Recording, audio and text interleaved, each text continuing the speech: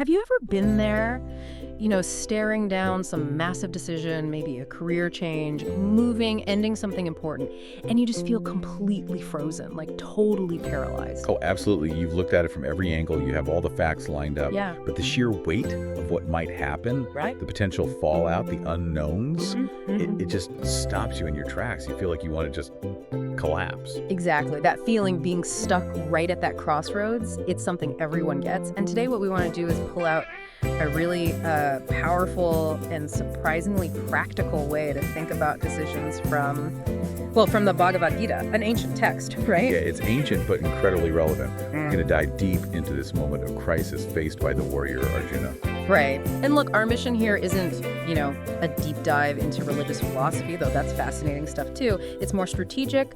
We wanted to kind of distill the wisdom that helped this legendary warrior break through his own analysis paralysis at the most critical moment possible. We want to figure out how you can stop that spiraling, that feeling of being overwhelmed, and actually move forward with some conviction. Okay, so let's set this up. The scene is just incredible. We're not talking about an office dilemma here. No, not at all. Imagine this huge battlefield, Kurukshetra. It's epic scale. Two massive armies are facing each other, ready for a conflict that's going to decide everything for their kingdom. The tension is just palpable. You can almost taste the dust and the fear. And right in the middle of it all, between these two forces, is Arjuna. He's supposed to be the hero, the best archer, the key general for his side. He's in his war chariot, and his charioteer, his guide, is Krishna. Now, Arjuna doesn't fully grasp it yet, but Krishna is actually a divine figure, basically God in disguise, offering counsel. Okay, that's important context. And another key piece, this war, it's seen as totally justified. Absolutely. The other side, the Kauravas, they're basically the villains of the story. They cheated Arjuna's family out of their kingdom. They publicly humiliated his wife. They refused every single attempt at peace. So this isn't some ambiguous fight. Arjuna has trained his entire life for this. It's a righteous battle he's meant to lead. Everything points towards him needing to fight and win. But then something shifts. Yeah, he pauses. He tells Krishna, drive the chariot forward, right up close so I can see who I'm actually fighting. And this is where the story takes such a fascinating turn, right? It veers away from the simple hero narrative. He looks across the battlefield. And he doesn't just see enemy soldiers. He sees family, his own cousins, friends he grew up with, teachers he revered. He sees Bhishma, his great-grandfather, a figure of immense respect, and Drona, his actual guru, the man who taught him archery, who gave him his legendary bow, the Gandiva. Imagine that. The very people who shaped him are now on the opposing side. And Arjuna, this invincible warrior who supposedly knew no fear, he just breaks down completely. Yeah, the text says his great bow, the Gandiva, literally slips from his grasp. He slumps down in the chariot. He's weeping. And it's crucial to understand why. He's not afraid of dying. No, that's not it at all.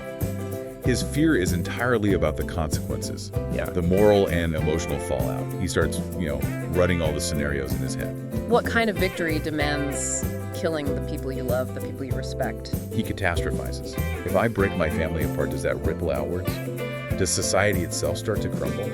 He's thinking about the spiritual cost. He genuinely believes the moral damage of fighting outweighs any kingdom they might win back. He even says, I'd rather they kill me unarmed right here than win a victory soaked in the blood of my own relatives. He is utterly, completely paralyzed. And just minutes before, this action felt necessary, justified. Now, impossible. And that hits home, doesn't it? That's so often our modern problem. We're not frozen because we lack information. We have too much. We get overwhelmed by imagining all the potential negative outcomes.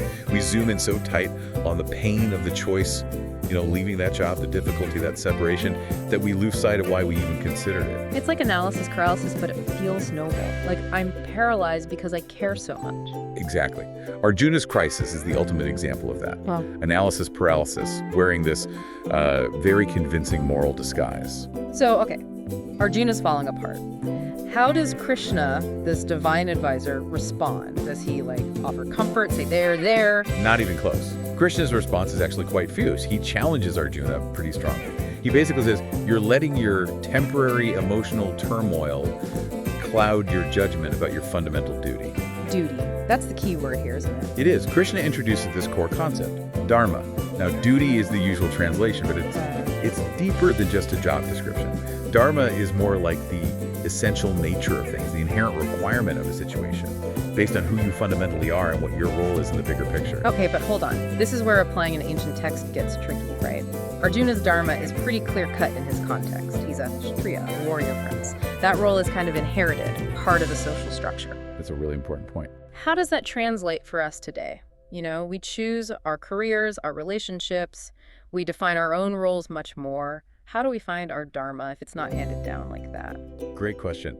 We have to translate it from that inherited, maybe caste-based idea into what we could call situational dharma. What does this specific situation right now require of you, given who you are and the position you're in? Ah, okay. So it's less about a fixed identity and more about the demands of the moment. Precisely. For Arjuna, right then, the situation demands he act as the protector of his people, the one who executes justice. That's his role in that context. So if you're, say, a manager who has to make a really tough layoff decision. Your situational dharma might be to act decisively, but also with compassion and transparency. It's not to just avoid the decision because it feels awful, which it undoubtedly does. Right. So Krishna is arguing that Arjuna walking away, which seems like the compassionate thing to Arjuna, is actually him abandoning his real duty to his brothers, his people, everyone counting on him. It's the easier path emotionally, perhaps, but disguised as the moral high ground. Krishna's point is stark. The right choice, the dharmic choice, is very often the hardest one. It pushes against our immediate comfort. Okay. This connects directly to the core strategy for pushing through that doubt, doesn't it? This idea of wise detachment. Yes, exactly. It's the practice Krishna calls karma yoga, the yoga of action. Now, this often gets misunderstood, I think. People hear detachment and think, okay, be a robot, be indifferent, don't care. Right. And that's a fair pushback. Why should we act at all if we detach from the outcome? If I don't care if I get the job, why would I even prepare for the interview? That seems counterintuitive. Yeah, is Krishna just telling us to switch off our feelings, to stop caring about whether our efforts succeed? Because surely that drive for results is what motivates us. How is this wise detachment, not just callousness? It's a crucial distinction. It's the difference between controlling your action and trying to control the fruit of your action, Krishna says. You absolutely must put maximum effort, total focus, complete integrity into the action itself. That is your duty, your dharma. Okay, so the effort is non-negotiable. Absolutely. But, and this is the key, once the arrow has left the bow, so to speak, you have to release that desperate white-knuckle grip on controlling how the world must react. Ah, so detachment isn't about not caring if you hit the target? It's freedom from the anxiety about whether you hit the target. It's not freedom from the responsibility of aiming well and shooting with all your skill. I think I get it. It's shifting your focus from, I need this specific result to be okay, to, I need to perform this action with full integrity, because that's what's required of me right now. You control the variable you can control. Your own effort, your own ethics, your own intention. Right. Because you can't actually control the outcome anyway, not really? Exactly. Krishna emphasizes how incredibly complex life is. Change is the only constant. Countless factors are always at play. You simply cannot orchestrate every single variable to guarantee your preferred result. And what might feel like a disaster from your limited perspective.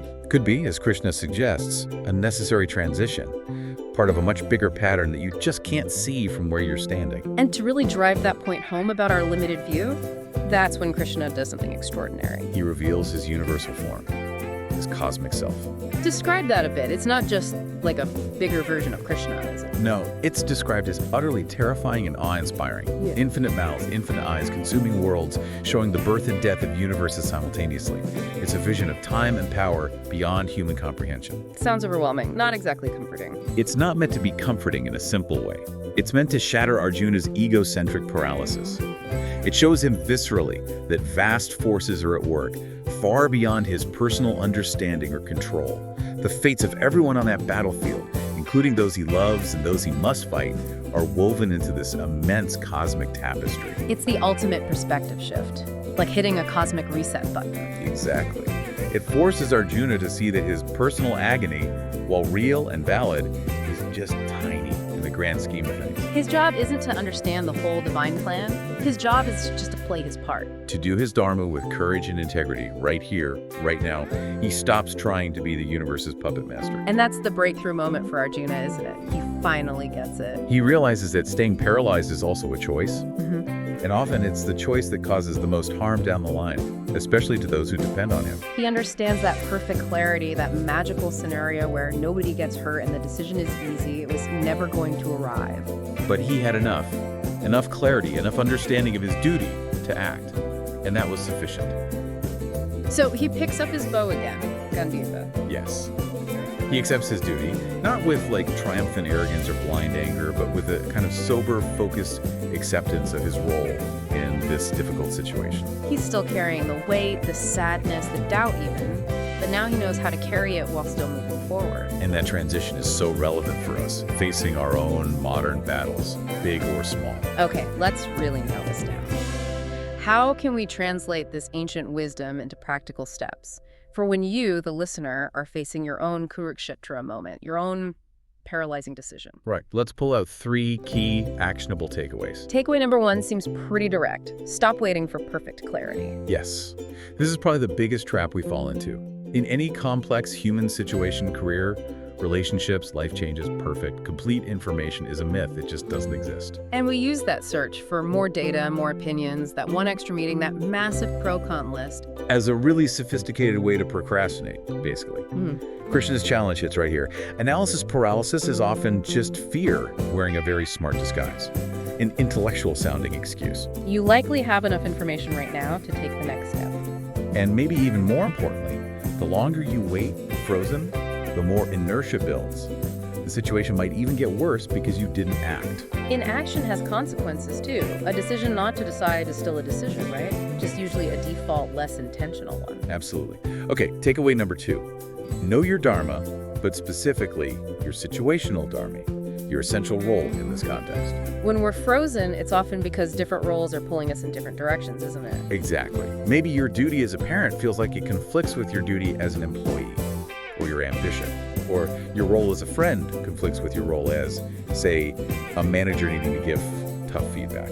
That's often the heart of the pain, that conflict. So the task is to identify what is the primary essential role this specific situation requires me to step into right now, even if it's uncomfortable, even if it's unpopular. So maybe at work, you have to be the person who initiates that really difficult, maybe awkward, but necessary conversation, even though your personal preference, your friend dharma, would be to avoid conflict at all costs. You have to own that function for that moment, to find it, commit to it. If the situation needs a leader, lead. If it needs a communicator, communicate. If it needs someone to make the hard call, make it. Step up to what the situation demands. And the third takeaway, this one feels like the hardest to actually practice day to day. Detach from the outcome. It really is the advanced practice, you could say. It means pouring all your energy, your focus, your integrity into the action itself right now. Did you prepare as well as you could? Did you act ethically? Did you communicate honestly? Did you do your part to the best of your ability? Focus there. And then let go. And then you consciously release that tight, anxious grip on exactly how things must turn out. You let go of trying to micromanage the universe's response. Okay, but let's be real. If I'm making a big financial decision or pitching a crucial project, I care intensely about the outcome. How do you detach from that without just becoming passive or indifferent? It feels almost impossible. It's not about suppressing the desire for a good outcome. It's about understanding deep down that the outcome isn't solely determined by you. It's a result of your actions, yes, but also the actions of others.